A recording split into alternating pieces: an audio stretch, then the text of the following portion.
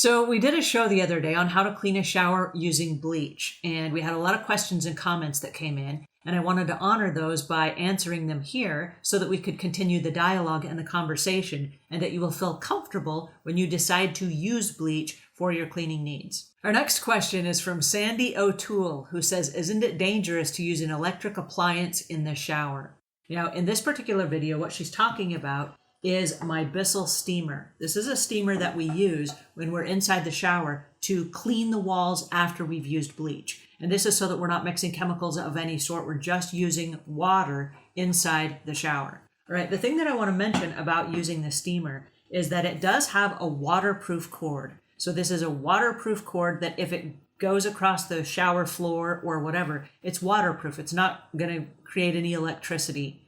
Now, I do want to mention that the plug is important because if the plug has any rips, tears, if the cord is chewed on either by an animal or it got slammed in a door or something, you want to make sure before you use any electrical equipment, whether it's a vacuum or a steamer of any sort, that you double check to make sure that your 3 prongs for your plugs are all intact and that you make sure that your cord is not frayed or torn or broken or weary and that it's proper for you to use.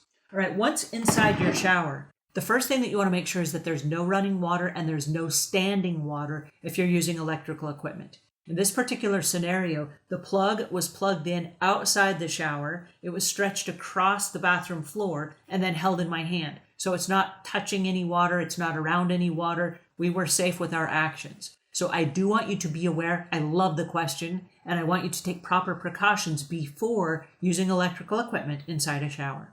All right, and the next question is from Angie Noriga, and she says, hi, Angela, great video. I'm a new cleaner, and I always use bleach for moldy showers. I spray, step outside, and dust the bedrooms. When I'm finished with my dusting, I go back and I rinse all the bleach from the shower, and then I start cleaning the sinks first. I wonder if this process is correct and what other products can be used to remove the black and the pink stuff.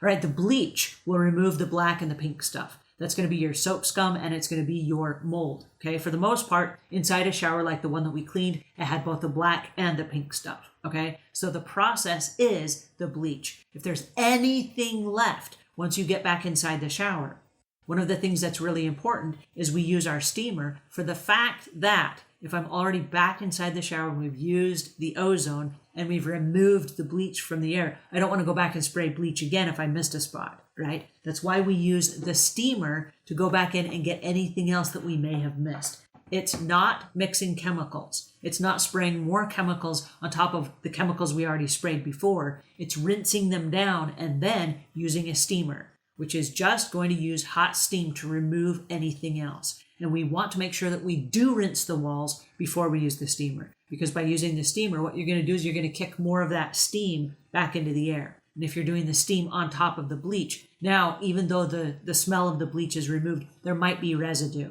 So that's an extra step that I want to encourage you. If you haven't used the steamer and you're not using the ozone machine, please start using them when you use bleach. Going back to Strong Survivor, who wrote in at the top of this particular session here, a lifetime of bleach use led to deterioration of lungs and permanently damaged lungs, right? I don't want that for you. I want you to take precautions right now, especially if you're a new cleaner, for the reason that if you're going to be in the business for 5-10 years, I want to make sure that you have great lungs when you leave the business like you did when you arrived in the business. Alrighty, and the next question is from Mindy Tarquini, who says, my experience with sprayers and bleach is that the bleach seems to make the sprayer fail after a week or two. Have you found that issue with the bleach and the sprayers? Okay, the answer is no, and here's the reason why. We do use a professional sprayer when we use bleach, but here's the caveat. When we arrive on the job, and this is the only product we do this for, we arrive with an empty bottle and a jug of bleach. We do not prep our bottles in our inventory process the night before like we do all of our other cleaning chemicals. And the reason being is bleach is something very special. It's very different from all of our other chemicals in that it comes in a very sturdy plastic jug and it has a lock-on lid that cannot leak as you're transferring it to and from the customer's house, to and from your car, to and from your cleaning caddy. You're not going to spill any bleach if you bring the bleach intact as it was distributed from the store, okay? When you get to the customer's house, go to a porcelain sink.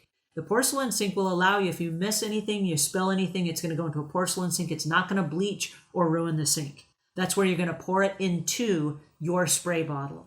Now, it's straight bleach, okay, which is very strong. So you already have all your personal protective equipment on. You're going to hold your breath when you pour.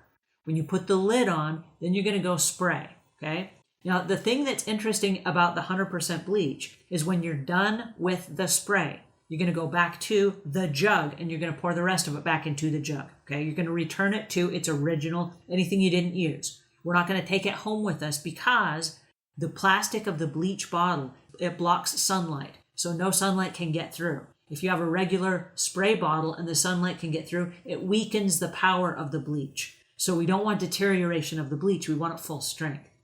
The next thing is we don't want to misuse whatever is inside the bleach. If it gets dumped over, if it gets tipped over, if in the process of us cleaning, some of it leaks from the spray from what we just used, that's going to ruin the customer's whatever, their floor, their carpets, their furniture, whatever it touches. So we want to make sure that when we get out of the shower, it goes right back in the bottle. That lock lid goes on. We're going to wipe down. We're going to spray and flush out our bottle right there at the customer's house.